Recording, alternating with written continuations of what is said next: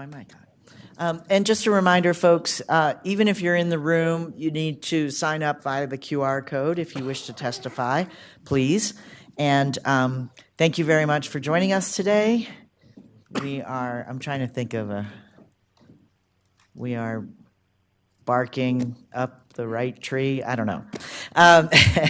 Representative Valdez, do you want to tell us about your bill? Yes, thank you, Madam Chair, and thank you, committee, for hearing the bill today. I know it's been quite an active bill when it comes to chatter, but what I really want to do is just outline where we began and let everybody know that there are amendments that will be going into your hands momentarily, and I will speak to those in hopes that folks that are understand the bill in its current introduced form understand that has been changed significantly with today's amendments. So, but what this bill is really about is families. And so, Colorado residents, over half of Colorado residents have a pet. And when you come to Denver, especially in my district, that number skyrockets even higher. But the cost of housing, as we all know, has been skyrocketing. And what happens in a lot of circumstances is when the choice is given to take a piece of a complete family unit and it's quantified separately, that is an opportunity for a family to make the choice to save money. And what that really means is that you have, I think a lot of us who have pets, and people who have had pets consider our pets a member of the family, and you can imagine the mental anguish that a family goes through at the thought of having to give away their family pet in order to afford the place that they live. And so 1068 really seeks to create some programs that will slow down, if not stop, what we are seeing, which is an increasing number of animals resurrendered to our shelter system. And we all know that we want families to stay whole, especially at this time where we're dealing with, I think, a lot of mental insecurity, and just a lot of folks are not feeling very secure in their situation, financially, housing-wise, and to add insult to injury, it's not something that I think we should be doing. So I'm going to go through real quick before we dive in. Madam Chair, would you prefer that I outline the amendments now so that people are hearing the bill in those terms? Brief preview is much appreciated. Okay, yeah, thank you, Madam Chair. And so L001, which you have in your hands, is a technical change. They're still coming through. There's 4 of them. So, yes, I will wait until they're all distributed. But L001 is in response to feedback from the animal control officers and landlords to ensure the handling of pets during the eviction process goes smoothly, because a lot of times, and we'll get to that in a minute, during an eviction process, animals can sometimes be left behind, which is an even sadder situation. But L004 amends Section 2 to prohibit breed restrictions and underwriting of landlord and tenant policies. We realized after the bill was introduced that there was a need to include both types of policies. L005 strikes Section 7, so this takes away, or this solves an issue that arose with our stakeholding on the low-income housing tax credit. For those of you listening, this is the amendment that I think CHAFA was very concerned with, and this fixes that. And then L006, I think, is an important one, and that strikes the mitigation fund. It includes a settlement that we made with some of the associations that represent landlords that says that there can be some deposit that is capped and that there can be some pet rent, which is also capped. And so that comes from working with our stakeholder group. And with that, I'll just continue on and talk about why these provisions are very necessary in Colorado law to keep families whole. And so if you look at Section 2, essentially what we're doing right now is a lot of times we're seeing insurers ask about a breed. This is not a good measure of whether or not a dog is going to be an insurance liability, and it's really not a good thing that we take certain breeds that have a reputation and make them more costly to folks just based on that breed alone. I can tell you, as the owner of a Chihuahua, formally that she was the feistiest dog I ever owned, and I had a German Shepherd at one point that was not feisty at all. So it's not a breed thing, and so we don't think that should be something that should be an added cost for families. But we think Section 3 is great as well. So when someone is evicted, obviously, sometimes that comes under circumstances that are quick. People don't have a chance to figure out what to do with the entire family, and pets get left behind. And this happened a lot during the 2008 housing crisis, where folks were foreclosed on, and the pets were left behind, and the consequences of that can be obviously horrific as well. And so this just creates a great process where we can take proactive measures to prevent those animals from being left in some instances to perish because they were left behind. So I think the section. I think the most important thing about this bill, when I look at it, is that when we talk about what we can do for people who are struggling to make ends meet, and we have seen a lot more leases become more like one of those airlines where you buy the seat separate, and you buy this separate, you buy that separate. But when you take a family member per se, and you call that family member, and that is the pet, out, and say that that's an additional amount of money, that's an additional amount of deposit, you place pressure on a family that they may not need to be in. I have been through the process of being separated from a pet as a young kid. It was a crisis time. It was not good. And I'll remember it forever. And it's not a good memory. So I think what my base goal here to do is to create a manageable situation for those who are in situations where they pay pet rent, which will be allowed with Amendment L006, and so that they're not put in that situation where the options are save a tremendous amount of money or drop the family pet at a shelter which is already overburdened and under-resourced. And so I would ask you for an aye vote. I will be here. The other thing I did want to cover that I did miss is that we have created this section in here where with L006 that allows landlords to also have a deposit amount. We do feel that amount should be refundable if there is no damage, because I know a lot of folks have pets, they pay pet deposits, their pet does no damage, and so therefore we would like to see that money put back into a family's pocket. So really, I think a comprehensive bill, which is why it caught so much attention. But this is also something that's very close to people's heart, as most folks in Colorado now have an animal, and they, if you're sliding down the economic ladder, so to speak, and you're making choices about what you can and cannot afford, let's not make the family pet a part of that. So I would ask for an aye vote, and now I will be free to answer questions, and I will say that there will, in certain circumstances, I will defer to somebody who is sitting behind me and probably knows the answer better. So with that, thank you, Madam Chair. Thank you, committee. Questions for the bill sponsor? Representative McCormick. Thank you, Madam Chair. Thank you, Representative Valdez. I just wanted to be clear that any landlord that makes a decision not to allow any of their tenants to have pets can still be in that category, and that this just eliminates picking and choosing breeds to say yes or no to, but that if you have decided not to allow pets in your property, then that's still allowed. Representative Valdez. Thank you, Madam Chair, and thank you, Representative McCormick. Yes, so there's kind of two things there. The first being that, yes, this bill does nothing that would prohibit a landlord from saying no pets. I would add that you're losing a significant part of the market here in Colorado, but no, we would never want to do that. There are situations, I'm sure, where landlords have good cause, and we want them to maintain their right to make that choice. As for the breed restrictions, yes, but that also applies in the scenario of, let's say, a tenant is pulling an insurance policy. It's really more important financially, the impact to a renter at the point of originating a policy that asks that. Representative Winter.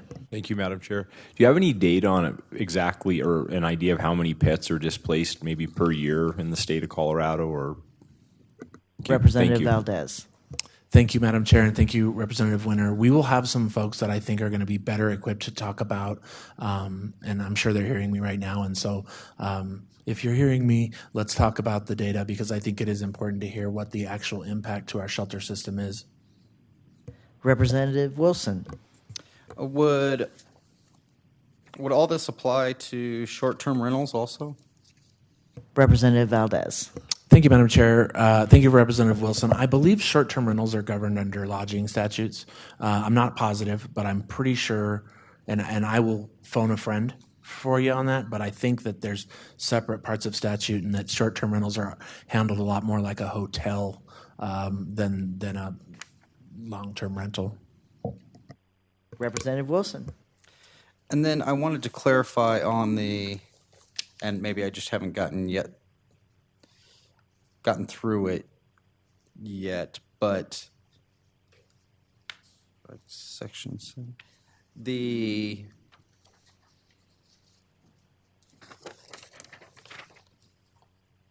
so section 4, no, section 5, section 4 part, okay.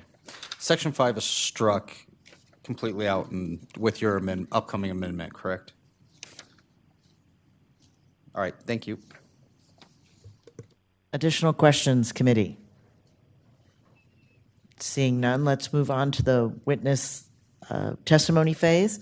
We have a couple different panels. At the request of the sponsor, we're going to ask for 2 minutes, but we'll not put a limit on committee questions if it doesn't get too out of hand, but we'll try and we have quite a few people signed up. So let us try to bring up in the first panel. We're going to bring up some folks in opposition. Remotely, Mr. Schoenheit, Mr. McMurtry, and Mr. Hamrick, and in an amend position, in person, Mr. Hamrick, and remotely, Mr. Yoder. And we'll just see who we see coming up. But Mr. Hamrick, you are in front of us, and we'll be somewhat liberal with the 2 minutes, but shoot for 2 minutes if you would, please. Thank you. Madam Chair and Committee, I'm Andrew Hamrick. I'm General Counsel to the Colorado Apartment Association. Sorry.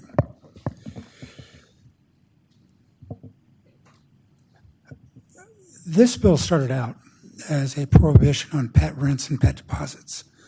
Amendment 6 comes before you, which changes that to be a cap on pet rents and pet deposits. So it's shifted to trying to negotiate what the bell curve of acceptable and normal business practices are. And I'd like to tell you about that. Pet rents in this state are remarkably closely clustered. They vary between about $25 per month and about $35 per month. The exception to that is very high-end rental properties. There's not a high correlation between those pet rents and the price of the properties, although generally speaking, pet rents go up as the rent becomes more expensive. Deposits are more variable. They vary between about $200 and $500. Deposits, of course, are refundable and are an attempt to cover the added risk of the damage to the pet. I would maintain to you that the market keeps deposits from going as high as housing providers might like. Obviously, even $500 is not much of an offset to at least catastrophic pet damage. Now, housing a pet does have cost. And it's not just, I think the first thing that most of us envision is the egregious property damage of the loss of carpet or torn up doors and cabinets and things like that.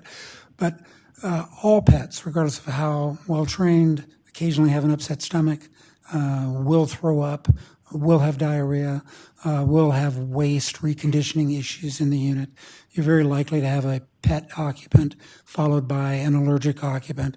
And so some professional cleaning is required regardless of the quality or care of the pet. All pets have added cost in wear and tear on the community, both inside and out, in the form of pet removal, pet waste bag stations, dedicated dog runs, just That did come very fast. So if you want to just wrap up or speak for a couple more seconds. Thank you for that, Madam Chair. A $25 per month floor on pet rent works for our industry. Where we have not come eye to eye with the sponsor is on the percentage cap, which under Amendment 6 is at 1%. 1% of the average rent, which is about $1,800 a month, is $18 a month. So the cap in the form of the percent does not match the floor. And what we are chasing is a 1.5% percentage cap on rent, which would bring evenness at the average rent, and as rent prices went up, would allow to chase to a reasonable pet rent level. If you don't get this right, if you have too arbitrarily low of either a deposit or rent, all you end up with is fee shifting from those that own pets to those without. And that's just as detrimental to a poor resident as the other way around. Thank you for the extra time. And we will go now to remote folks. Mr. Schoenheit. Thank you, Madam Chair, committee members. Thank you for allowing me to speak and provide homeowner input on this draft bill. My name is Edward Schoenheit, a 16-year homeowner in El Paso County, retired veteran and full-time engineer. I'm also a dog lover, and I've owned many. I do not support this bill and request it be denied and not moved to the committee as a whole. I can speak from having rented my home in the past while deployed, only to return to find it subletted 3 times over through illegal dogs, one of which bit me and caused thousands of dollars in damages exceeding the rental deposit. As a result, I will never rent my property again. This is a feel-good, heartstring bill that ignores risks and costs to homeowners. The current bill contains several unreasonable sections that further strip homeowners' rights as it pertains to their property and results in severe legal liability for single-family homeowners and landlords that rent their property. It also increases risk to neighboring properties and further risk of owners being sued. This bill seeks to prioritize pets over people when it comes to housing. Pets are a luxury save individuals with true disabilities and true service animals. Service animals are already covered by federal law, so this bill is unnecessary. Pets are a nice to have. This bill will result in decreased housing opportunities as property owners no longer want to rent to tenants with pets due to severe restrictions on the ability to say no to certain breeds. The pet-friendly landlord mitigation program is just another bureaucratic entity to be created in state finance. This is just more tax dollars wasted. If an owner wants to prohibit a tenant from having pit bulls, Cane Corsos, Rottweilers, Dobermans, and German Shepherds or other breeds that have a higher bite, attack, and death history, that is not unreasonable. Dogs are not people, they are animals and need to be treated as such. And just to quote from the other gentleman's testimony, Chihuahuas do not kill people. It is a breed thing, and to say otherwise is naive and false. I will leave you with 2 horrific attacks that have happened in the last year. One in Golden, Colorado, actually, back up, one in Tennessee, in which 2 young children died and their mother was hospitalized after the family's dogs attacked them at their home in Tennessee, and that was October. And another one in Golden, Colorado, an 89-year-old woman died from injuries that sustained when 2 pit bulls attacked her and her 12-year-old grandson. These are real threats and real risks, and homeowners and landlords that rent their property should not be forced to accept pets that increase their risk. Thank you for allowing me to testify. Thank you. Mr. McMurtry.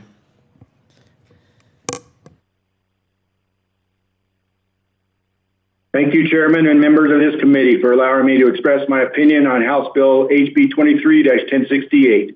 My name is Gary McMurtry. I live at Bayfield, Colorado, near Durango. I am speaking only for myself. There are several bills making their way through the legislature regarding the relationship between landlord and tenant. Most landlords are like me. At no time did I purchase a property as an investment. Rather, they were purchased as a family need, then kept after the family no longer needed them. I need to cover my costs and the risk of owning a rental unit. As I've listened to the testimonies in the hearings, in several of these hearings, I've heard about 50-page contracts written at obscure extra charges and dilapidated homes. This sounds more like corporate rental units than individuals like me. Unfortunately, each of the aforementioned bills will increase the risk of owning rental units. As the risk increases, the rent must increase to cover costs and risk. One of our tenants promised their dog was small and housebroken. When they moved out, it cost us over $3,000 to repair the place, plus what we missed in the rental units in the months when the work took place. There is no reason for the state to get between the tenant and a landlord on this issue. The reason the market sets higher rents for pets is because of the increased risk. Owning a pet is a privilege, and the owner of the pet should be responsible for the pet. If you make it illegal to increase rents for pets, then all renters will pay. For myself, I think Representative Wilson's question was very apropos. If I had a rental unit that allowed pets and this law passes, I would immediately make it not allow pets. I think that this bill will cause the housing crisis in Colorado and make it worse. Please vote against HB 1068. Thank you. Thank you. And Mr. Yoder, 2 minutes if you could introduce yourself and who you represent, if anyone. Thank you, Madam Chair and committee members. My name is Alex Yoder with the CLC. I'm testifying on behalf of our organization, and we've been in an amend position. We serve and represent small mom and pop landlords across the state of Colorado. I'd like to start by thanking the bill sponsors for the ongoing conversation and for consideration of the big picture impact a bill like this could have.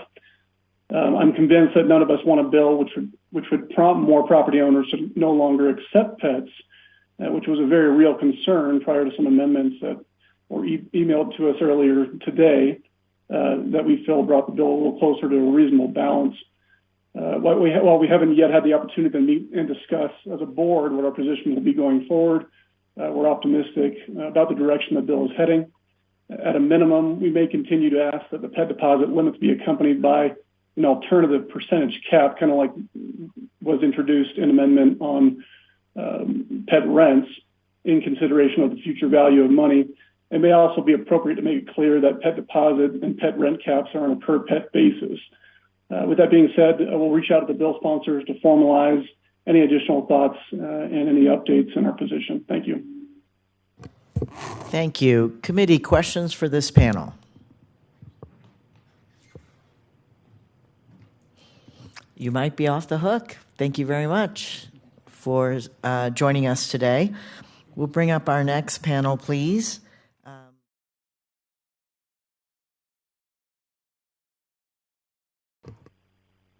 My name is Andrew Mallory. I live in Poudre Overlook HOA, which has 87 single-family homes in Fort Collins. I am here today testifying for myself. I am also a proud cat dad of 2 cats.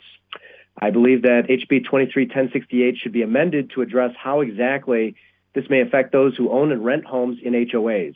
While the bill was most certainly affects HOA homeowners who rent their properties as landlords, it fails to cite Title 33.3, which is the Colorado Common Interest Ownership Act, or Kiowa. The lack of specificity adds yet another layer of interpretation, complexity, and confusion for HOAs, and will almost certainly lead to disputes arising from different interpretations, some of which will escalate into expensive legal disputes.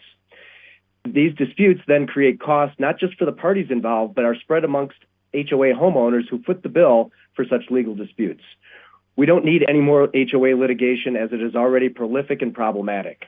As it currently stands, the issue of regulating pets and animals, 2 different distinct legal topics, by the way, is a complex and often contentious issue within HOAs. In our HOA, there was recently an incident where an alleged pit bull escaped from a home and severely bit another dog who was on a leash while being walked down the sidewalk. The covenants say that the dog should be removed from the house, both because of breed and because of being a dangerous dog. But although animal control issued a citation, the district attorney dismissed the case without action. The combination of these events leads an HOA board to decide whether the enforcement action must be taken. We have owners who insist that the dog must be removed per the covenants at any expense spread to all homeowners. Upon consulting an attorney, however, we find that there are several ways that the owners may defend against removal actions, including declaration of the dog as a service dog or emotional support animal. The matter was further complicated by questions about the dog's owner being an actual owner of the home, as court records showed registration outside the HOA. With the regulation of whether the regulation of dog breed should be or done legally, and whether the visual appearance of the dog is an accurate assessment of breed, are additional complications required paid legal advice. Your 2 minutes are up. If you could please wrap up. Will do. To avoid litigation, some owners demanding enforcement action is necessary, and inaction leads to potential litigation of a second incident if a second incident occurs without enforcement. All of this creates significant legal expenses regardless of outcomes. Passage of HB 1068 as written fails to amend Kiowa, and as a result, these situations in HOAs become more complex and therefore more expensive. Please consider an amendment that addresses this failure to amend Kiowa. Thank you. I'm available for questions. Thank you so much for your testimony. Next up, we have Ms. Karen Santi. Please state your name, who you represent. You have 2 minutes. Are you? Hello. Thank you, Madam Chair, and good afternoon, committee members. Can you hear me? We can. Please begin. Okay, good. My name is Karen Santi, and I'm here to testify on behalf of the Colorado Springs chapter of the National Association of Residential Property Managers. As an organization, we represent single-family and multifamily property owners and property landlords across the greater El Paso County area. I'm here to ask for you to vote to approve the amendments of this bill. We are very grateful for the work that Representative Valdez and his team have done on this bill, and we want to thank him once again for taking the time to listen to all sides of this issue and strike what we feel is a compromise that we can all live with. Pet animal ownership is an issue near and dear to me as a dog owner myself, and I'm happy to say we are in favor of the amendments we have seen for this bill. The last piece we would ask for is to ensure in writing that the allowable limited deposit for pets is per pet, not per tenant or household, as pet damage multiplies with each animal, and so should the protection offered to our property owners. Thank you for your time this afternoon, and thank you again, Representative Valdez, for your hard work on this issue. We look forward to seeing where this bill goes next. Thank you.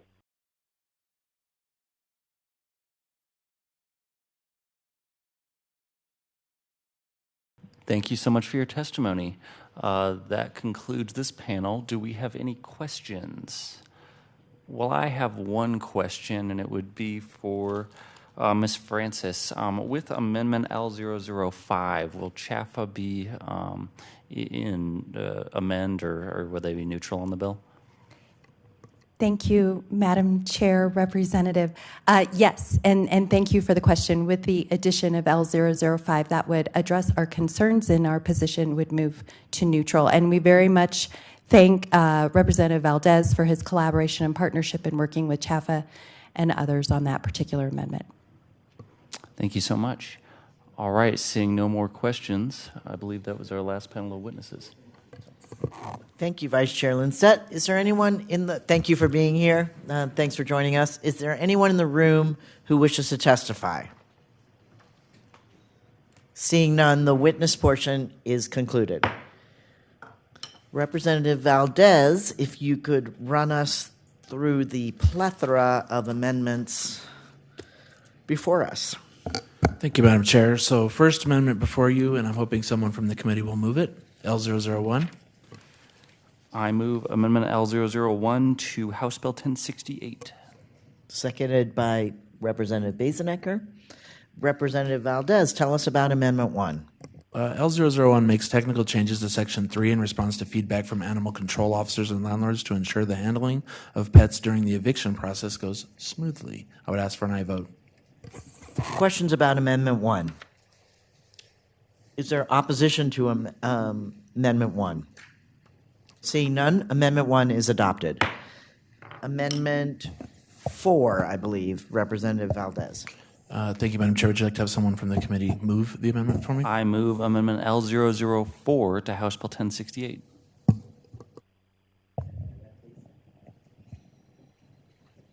Representative Valdez. Thank you, Madam Chair. L004 amends Section 2 to prohibit the use of breed restriction and underwriting of landlord and tenant policies. When we drafted the bill, we left out landlords and or vice versa. We only had tenants in there and not landlords. So this just makes a correction to that to make sure that everybody is given the same benefit. Ask for an aye vote. Is there objection to Amendment 4? Seeing none, Amendment 4 is adopted. Amendment 5, Representative Valdez. Let's go, Vice Chair Lindstedt. I move Amendment L005 to House Bill 1068. Seconded by Rep. Dixon. Representative Valdez. So Amendment L005 is to satisfy CHAFA. Essentially, what they do is they run the tax fund, the low-income tax fund that provides housing for some of our most vulnerable and impoverished folks, and at their insistence, they would like to be removed from the bill, so it will not apply to those people, and I would ask you for an aye vote. Is there objection to L005? Seeing none, L005 is adopted. Lastly, I think L006, Vice Chair Lindstedt. I move Amendment L006 to House Bill 1068. Representative Valdez. Thank you very much, Madam Chair. L006 strikes the damage mitigation program in Section 5 and changes Section 4's prohibition on pet deposits to what we agreed upon, which was $300 refundable if there is no damage. And I would just add that's on top of the existing security deposit of a full month's rent in most cases. Also would limit to 1% the amount of monthly pet rent. We feel that that's more than adequate to cover any costs done to a property, and would ask for an aye vote. Questions about L006? Opposition to L006? Seeing none, L006 is adopted. Additional amendments, bill sponsor. No, thank you, Madam Chair. Additional amendments, committee. Seeing none, the amendment phase is concluded. Wrap up, bill sponsor. Thank you, Madam Chair. I think I'm just going to go back to where this all started. It's been a long road. I know there was a lot of coverage of this in its original form, and I'm glad there was. It was to have a conversation about what's happening to some families as Colorado's cost of housing spiral.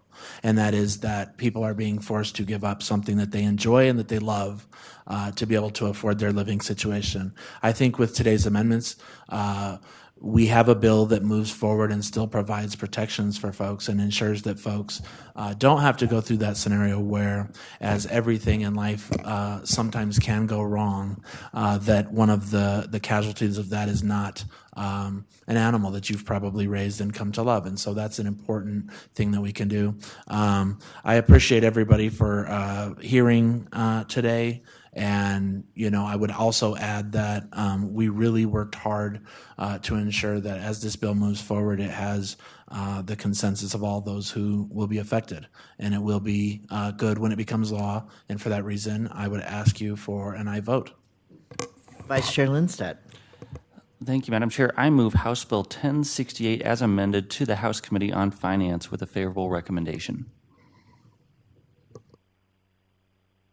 Seconded by Representative Bazenecker. Committee thoughts, comments before we vote?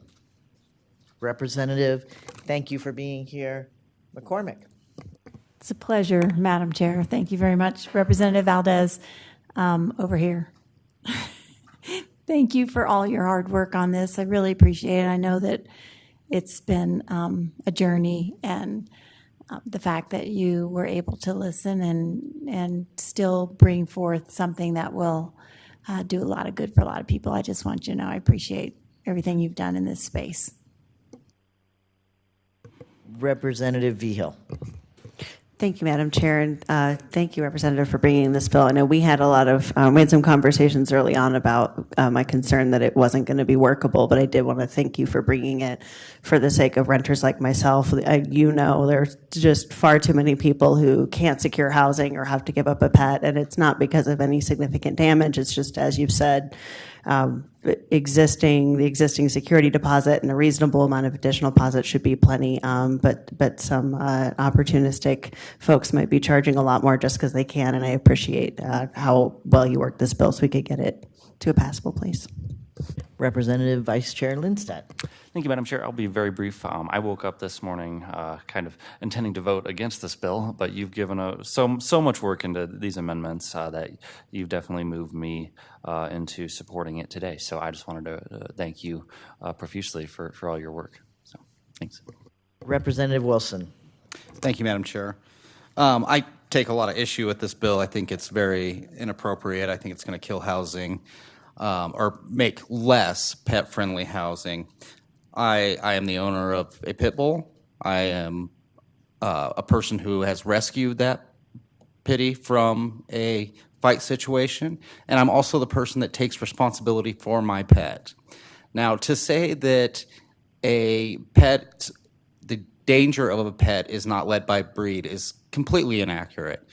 There is, everything. My dog bites 7 times the pressure in your car tire, and other dogs don't. So I know there's responsibility I have to take there, and that is because of his breed, the type of dog he is. This also leads to people being able to abuse animals. When you have I used to have a cattle dog.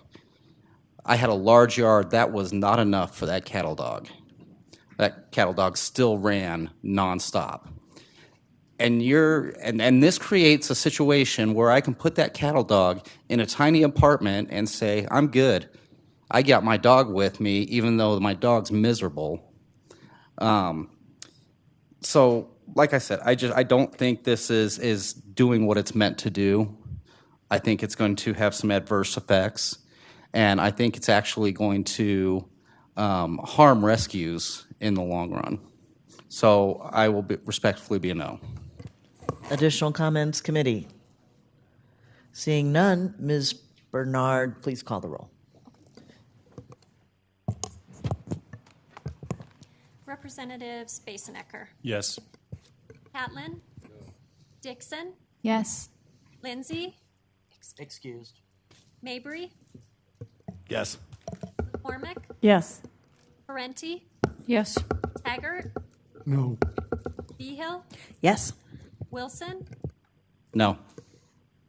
Winter. Respectfully, no. Lindstedt. Yes. Madam Chair. Yes, that passes on a motion of 8-4, and you are on your way to finance, sadly. Committee, thank you very much for your work this afternoon. We are adjourned until next Tuesday at 1:30.